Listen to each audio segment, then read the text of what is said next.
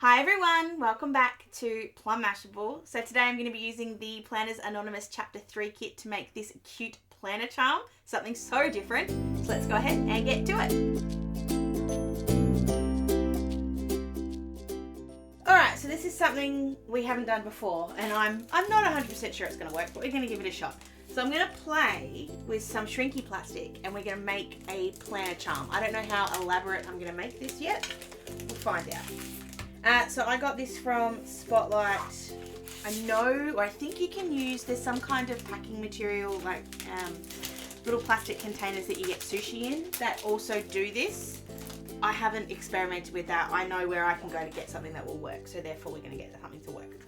So we've got our shrinky plastic. Now there are two sides to this. There is a shiny side and there is a matte side. We want to work on the matte side for now. No, for the whole time. We just want to work on that the whole time. Now, I'm bringing in the Chapter 3 stamp set. What I love about this stamp set, and I've gone back, so I have all of my Planners Anonymous stamp sets all in here like this. And I have gone back and had a look, and I reckon there's probably 3 images the entire way through, maybe 4, that would work for making a planner charm. So if you've been collecting for a really long time, what you need is you need a big image. You need something that is big so when it shrinks down, it's not completely not understandable what it is. So I reckon, going back through here, I reckon that mandala would work from Free Spirit if you had it. I think that swatch would work from Hello Universe, but I don't think it would make any sense. That's actually a border, so if you wanted to put something in there, it would probably work, but I think everything you put in there would be really small. The book from Book Lover might work if you colour it right. And I did find some others. Where are they? The bottle would work from Sail and Sea. The jar would work from Northern Lights. The big sunflower would look stunning from So Crafty. That's So Crafty. Is that So Crafty? Just So Crafty, sorry. But for today, we're going to play with this gorgeous flower from the Chapter 3 kit. So I'm just taking that off and I'm just going to mount it up onto a stamp block. I'm going to make 3 of these. I don't know if I'll use 3 of these. We may only end up using 1, but I'm going to use 3. So I'm going to stamp this out. I'm just using my Hero Arts Intense Black ink because it is Copic friendly, but I have found that it doesn't stay so well on this shrinky plastic, which is fine. It's not a big issue because the colours become more saturated anyway once you sort of get them shrunk. So the colouring is not a big deal here. I'm going to stamp this out 3 times, trying to make sure I stay on the shrinky plastic and don't get ink all over my fingers. Oh, I'm going to fit 3 there, perfect. Okay, and then I am going to leave these to dry for a little bit. I don't know, hold on, we'll do a little testing thing. So I'm just going to grab the little feather. This is way too small to use on shrink plastic. What I might do though is actually show you how small this will be. So we'll use it for a test. But I want to show you how tiny this will end up being because I don't mind playing a little bit with this. So I'm just putting 3 little feathers. Whoops, that was a bad one, but we'll do 4 because I messed one up. Just 4 little feathers and we'll do little tests along the way. So I'm going to leave these to dry for a little bit. I'll show you with that bad one sort of what happens if you touch this now. So I stamped that 20 seconds ago. It will smudge. It will smudge badly. So don't touch them yet. Leave it for a little bit and then we'll be able to work around the smudging. But I do want to see how long it sort of takes to smudge. So I'm just going to set a timer and then I'll know. Alright, so it's been a minute on top of what it was. I reckon it was about a minute between those 2 as well. I'm just going to have another go at this and see what it does. It still smudges after a minute. So we'll wait and see. We'll do 2 and 3. That's 2 and it's still smudging. I think this one will work fine. Like, I don't do it, you're not colouring madly. So it's not, if you do smudge a little bit, it's not so bad. So I'm going to use Copics for this. I have already got my colours here and I'm matching the kit as best I can. So I've got some G's, G21 and G82 for the leaves. I've got RB13 and RB14 for the actual flower itself, and then I've got Y38 for the middle. So I'm going to start with the leaves. You'll see when I do this, and I'm just going to move this over so you can see over on the white instead of the black. And I'm hoping we can zoom in just a little bit, just for one. So I'm just going to be careful not to smudge the others, because I do know that it may smudge a little bit. So you'll see when I do this, I'm just looking for the leaves and making sure I get the leaves, these ones here. You'll see when I do this, you don't get a lot of colour, and it is smudging just a little bit. It's smudging the kind of the details of this. Don't panic. Because it'll shrink, the colour will saturate further and the details will stay. So I've just used, that's G21, so that's the lighter of the two colours. I'm not going crazy with blending here either, because there's no point. I'm just adding a little bit of darkness sort of underneath where the leaves are. So do the same thing up on this side. So you see I'm kind of wiping the details away. You'll get a little bit of ink on the nibs of your Copics, but if you just wipe them onto some paper, it comes off fine.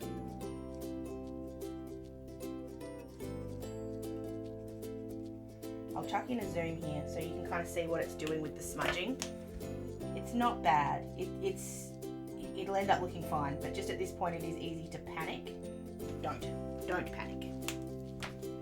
So once the green's done, we're going to come in with the pink. So I've got RB13, RB14. The image here is obviously a lot bigger. And if you follow along, so I've grabbed my kit here. So I've got the colours, and this is where I'm following along. It's light on the inside and it's dark on the outside. So I'm just going to use the pink sort of around the middle here. So you can see, you can sort of have a look there. There's some ink on the end of my pen. It's not a big deal. It doesn't hurt it. So I grab a piece of paper here and go like this. It's nothing. Like there's no, it's stained, but it's not hurt. So it's fine. I think it's fine anyway. So I'm just putting the pink, the light pink, and I'm being really messy. There's no blend to this. There's no being careful. It's just going around it. And then we'll bring it up and out a little bit. Just working from the outside in. I do try not to go over the lines as much as I can and just go in between them. And that just helps keep the details there, but it's not a big deal if you do. There we go. And I am being really messy. You can see there's no cleverness or no smoothness to what I'm doing. It's pretty scratchy, but that's okay.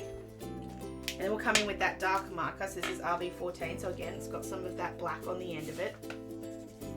It's a little bit there, but I hadn't cleaned that one so well, but that's all right. And we'll just do the same thing. So I'm just coming in. I don't need to blend between the two because honestly, you'll never see it. It actually gives this kind of watercolory look that I really like. It actually kind of matches the kit.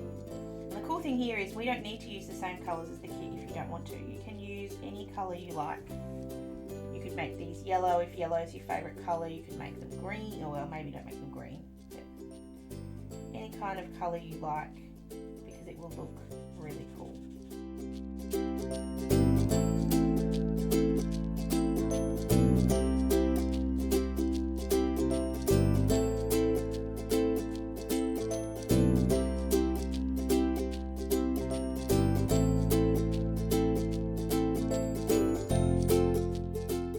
Alright, so there's our flower all coloured in.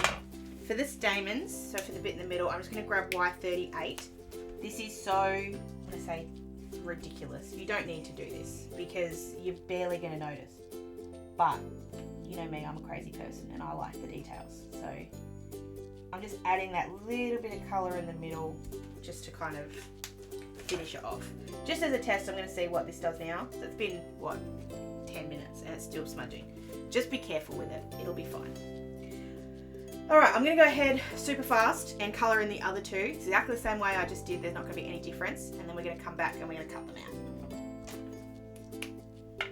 out. Oh, one more quick thing. If you want to, if you're sort of worried about it staining or hurting, you can just sort of rub it out onto a scrap piece of paper just to kind of get some of it off. But like I said, I'm not particularly worried about it. Alright, I think for the green, you really don't need both. I just suggest using the G82. I'm a weird person, so I like to do all of it. So then we're going to grab just some scissors. This actually cuts really easily. It's not a hard thing to cut. And we're going to cut these out. Because I've ruined that bit of plastic anyway. I am going to cut just one of these little feathers out. I just want to show you how small this will become. Because it'll be minuscule. And I'm just going to cut these out. So you see, it's not, it is plastic, so it is a little harder to cut. You just got to be a little bit careful with your angles.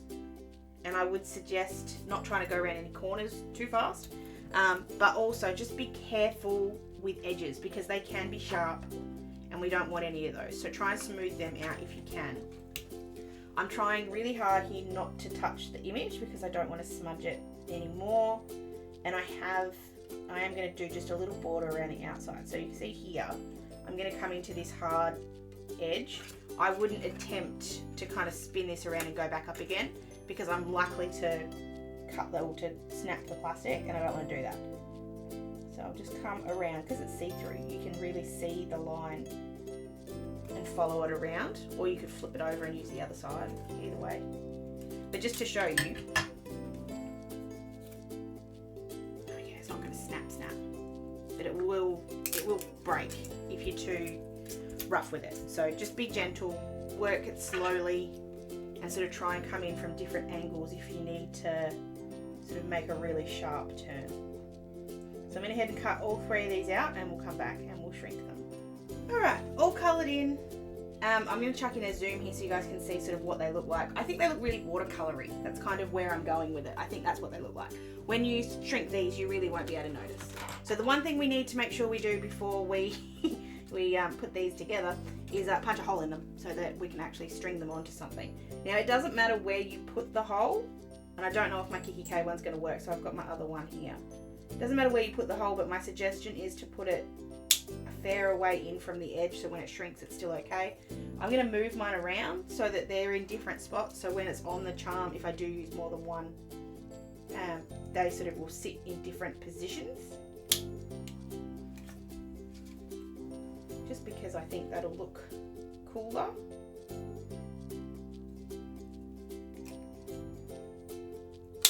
Alright, and then from here we get to shrink it. Now there are 2 different ways you can shrink these. You can either use an oven, put them on an oven, like an oven tray with some baking paper underneath, let them shrink, leave them there for a bit. I'm going to use my heat tool. My heat tool may run out on me. Sometimes when it gets too hot it turns itself off. If that happens, I'll just wait and come back, but it should be fine. Things to know when you're using a heat tool: don't use your fingers, you'll burn the hell out of them. Use a pair of tweezers. I find reversible ones are the easiest because you don't actually have to sort of hold to keep it held. But we'll have a look at these and see what happens. Actually, before I do, I want to do the feather first because I just want to see what it looks like, and because it won't take long. But yeah, I'll hold this again over the white so you guys can see.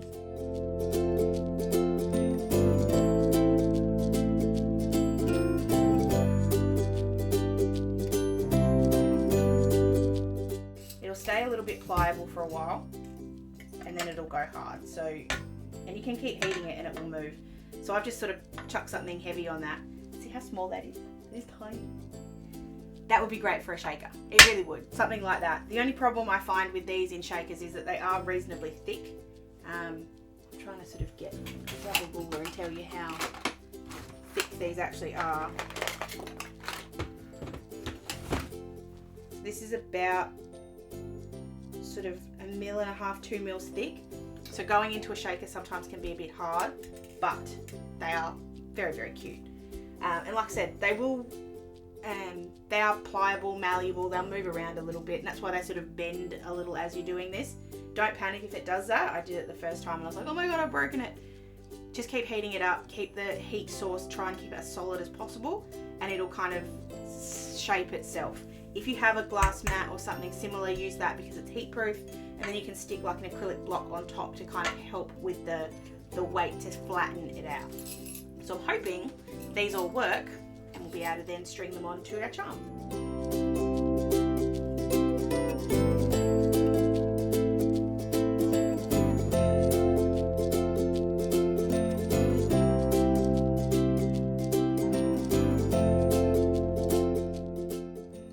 rolling up just a little bit as I was finished. So that's why I just chucked the acrylic block on top, because now it's flat. It's still a bit hot, but it's flat. So I'm going to go ahead and do the other two the exact same way, and I'll be right back. Oh, sorry, one more quick thing. I did notice, especially when I put it down on the mat, that I could sort of hold it with the, like, through the hole. Do that. That works really well. I'm actually going to try and hold it a little bit closer to the hole this time, because that worked really, really well. Oh, all right. Oh, that's hot. Careful. Be careful. They are hot. And now my mat's really hot. Whoops. Just going to leave everything to dry for a couple of minutes. Not to dry, to cool off for a couple of minutes, because that was a lot of heat. And I don't really want to sort of play with anything while it's really hot, because sometimes they can be really brittle. I'm just going to go and leave these for a second. Ooh. I'm actually just going to try something. I don't know if it'll work. I've got just a little bit of tweezer mark. No, not making any difference now. That's all right. It's not a big deal. So like I said, I'm going to leave these to cool down for a couple of minutes. Wait till my mat's not really, really hot, and I'll be right back. All right, so then to turn this into the charm, we're going to bring in some non-plannery items, I guess. I've got some rings here, and I've got a little clip, and I've also got some chain. I just bought the chain from Spotlight, but I know you can get both the chain, the clips, and the little rings from cheap shops as well. So if you don't have a Spotlight near you, check your local $2 shop, because sometimes they work too. So I'm going to start off with the chain, and I'm going to work out how much I need. So I want this to hang just above my PA logo. So I have my Sakura TN sitting in front of me so that I can kind of guide myself here. And then I know it needs to be a little bit shorter of whatever I want. So I want it to sit about there-ish. So I've got my little, I know it's hard to see from you guys, but just trust me. So I want it to sit about there, and then I need to take off a little bit more because of the ring on the top and the other ring. So I'm going to cut this to, I think it's about 11 centimeters. So I'm going to cut that. I'm just going to use my wire snips for that. I use these when I do my die cutting. So like I just cut my dies apart. So I'll just grab them. Just grab where that ring is that I want to cut. Just cut. Actually, before I do, I'm just having a look at this really closely. I think you can open them. You can. Okay, excellent. I don't have to cut them. Awesome. Whoops. And then I'm just pushing that together so I don't lose that one on the end as well. You guys, that's fine. So this is a really fine chain, as you can tell. You can get them slightly thicker if you wish. I liked the fineness of it. I thought that was really cool. All right, so we've got our 11 centimeters of chain. I'm just straightening that out. There we go. Making sure it's right. Yeah, about 11. So that's all good. Oh, I did lose that one. That's all right. Put that in my pile of rubbish. So then from here, we're going to grab a couple of the split rings. So like I said, I'm using silver, but you can get these in gold. You can get them in gold, you get them in rose gold, you get them in black, whatever you want to do. And I'm just going to put a ring on the top and put a little clip on it.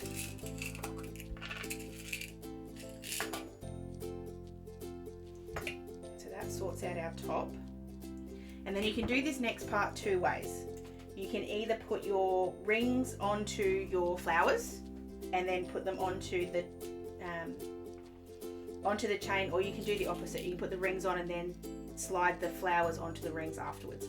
I'm going to do that because I find it a little bit easier to kind of guide these on when the flower's not in the way, and I can kind of line these up here and I know where I want my ring to sit.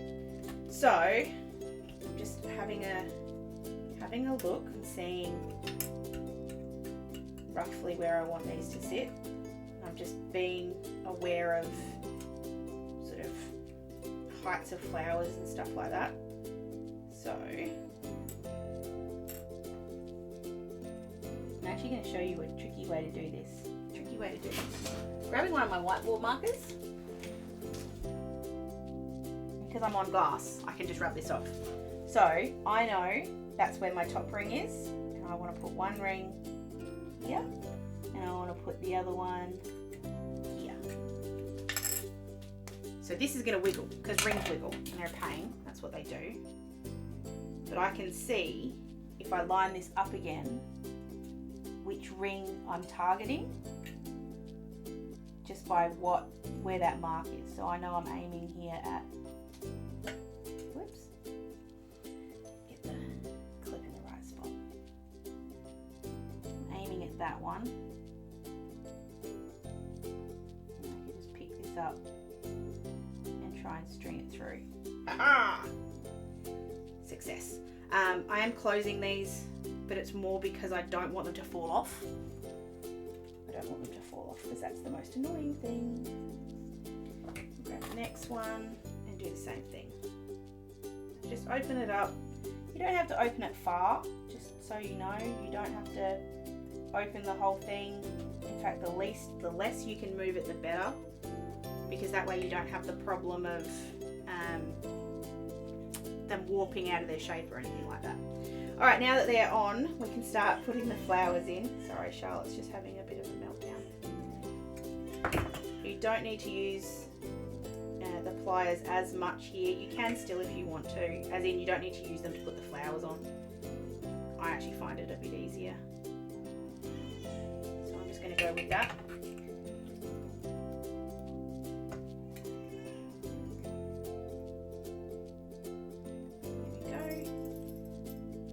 That noise. This does not feel like me. This feels very fancy. Now I'm also just keeping an eye on the side of the plastic, because you've obviously still got that matte or more matte side and the shiny side. So I'm just trying to keep them that they're all the same, but they will spin obviously. Oh, check that. And that's all. I'm very happy with my marks. And then I can just rub that off. Problem solved. But there we have it. There's our little planner charm. I really love that. And I'm just going to put the chain, I'm just going to put that back in here so that it stays with other jewellery making things. I had another bit that I broke off before, so I'm just putting that in there too. So that is my planner charm using the Planners Anonymous Chapter 3 kit. I'm really happy with the way this turned out.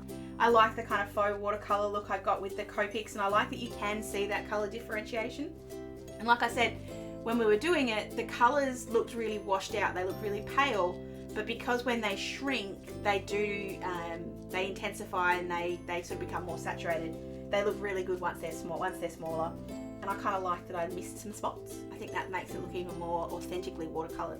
So yeah, I'm really, really happy with this. And obviously you can use it with any kind of big image. You can use it with a mandala. You can use it, and I have an idea to do this with a bunch of lawn fawn critters. I want to put do a lawn fawn necklace, because I'm a crazy person.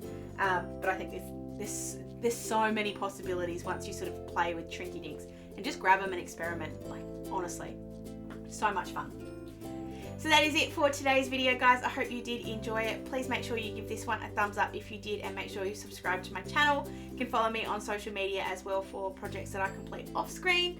I also do little videos and stuff over there as well, so if you want to join in my little crew, you can do that over on Facebook or Instagram.